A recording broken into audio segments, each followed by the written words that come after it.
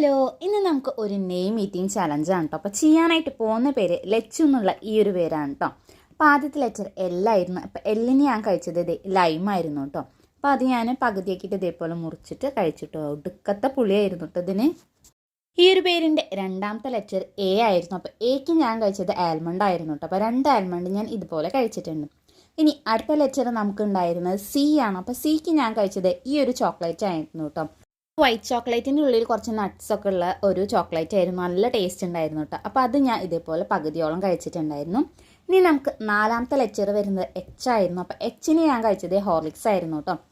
അങ്ങനെ കുറച്ച് ഹോർലിക്സ് ഇതേപോലെ എടുത്തിട്ട് കഴിച്ചിട്ടോ. ചെറുതായിട്ടൊന്ന് കട്ട പിടിച്ചിട്ടുണ്ടായിരുന്നു.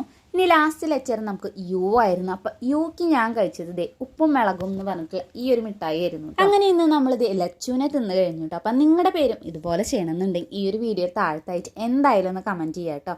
അപ്പോൾ ഈ ഒരു വീഡിയോ നിങ്ങൾക്ക് ഇഷ്ടമായി യൂസ്ഫുൾ ആണെന്ന് തോന്നുകയാണെങ്കിൽ ചാനൽ ഒന്ന് സബ്സ്ക്രൈബ് ചെയ്ത് സപ്പോർട്ട് ചെയ്യുക.